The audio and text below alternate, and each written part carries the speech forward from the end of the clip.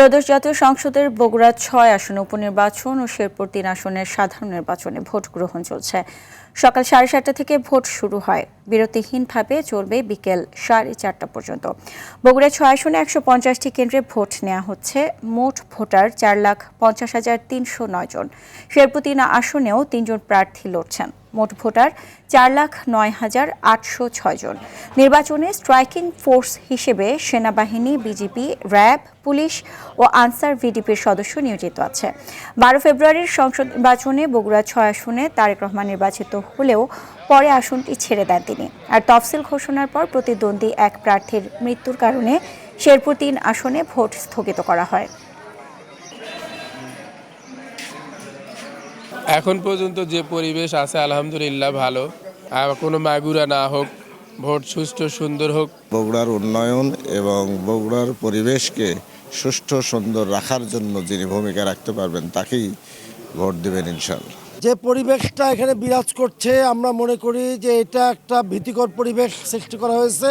আমরা প্রশাসনের কাছে জোর দাবি জানাবো যে কোনো ধরনের সন্ত্রাসী এবং ভোট বিরোধী কার্যক্রমকে প্রতিহত করে এবং ইনশাআল্লাহ আজকের এই নির্বাচনটা অত্যন্ত সুন্দর সুষ্ঠু পরিবেশে অনুষ্ঠিত হবে।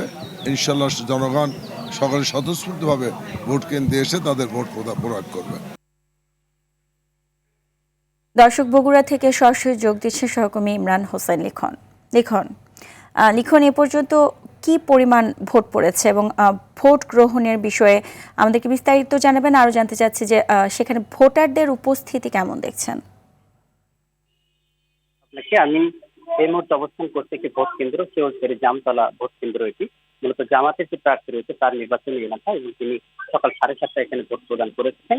আপনাকে জানিয়ে রাখি যে এ পর্যন্ত আমরা যতগুলো কেন্দ্রে ভিজিট করেছি দেখেছি, তার মধ্যে আমরা এই কেন্দ্রের কথা যদি বলি, এখানে মোট ভোটার রয়েছে 2600, এর মধ্যে 17% ভোট কাস্ট হয়েছে। এবং অন্যান্য যে কেন্দ্রগুলো রয়েছে আমরা এ পর্যন্ত প্রায় 25 থেকে 30টি কেন্দ্র দেখেছি। প্রত্যেকটি জায়গাতে একই অবস্থা, 10%, 15%, 20% এবং সর্বোচ্চ দুটি কেন্দ্রে পেয়েছি যেখানে 23% ভোটে পর্যন্ত পড়েছে। দুপুর 2টা পর্যন্ত এরকম ভোট পড়েছে। ভোটার উপস্থিতি আমরা বলবো যে ভোটাররা আসছেন তারা তাদের মতো করে ভোট দিয়ে চলে যাচ্ছেন, কিন্তু আমরা ভোটের যে লম্বা লাইন, দীর্ঘ সারি, এগুলো কিন্তু এখন পর্যন্ত পাইনি।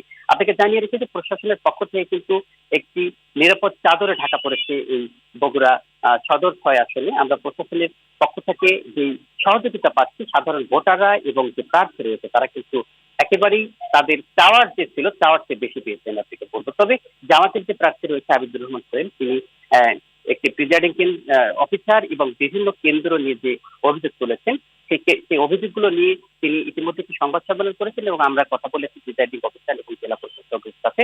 তবে এই অভিযোগগুলো লিখিতভাবে রিটার্নিং কর্মকর্তা পর্যন্ত পৌঁছানো হয়নি বলে আমাদেরকে জানিয়েছেন। এছাড়া যে বিএনপির যে প্রার্থী রয়েছে রেজাল্ট করিম বাচ্চা, আমরা তার সাথে কথা বলেছি, তার পক্ষ থেকে কোনো অভিযোগ নেই এবং স্বচ্ছভাবে এবং সুস্থভাবে এই ভোট গ্রহণ চলছে।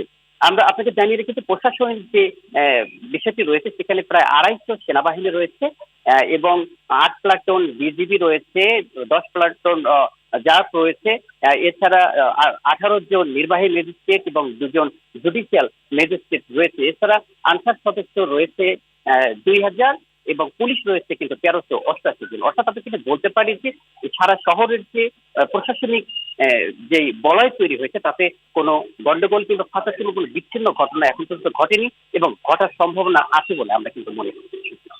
এই ছিল আমার কাছে বগুড়া থেকে ভোটের খবর। ধন্যবাদ আপনাকে।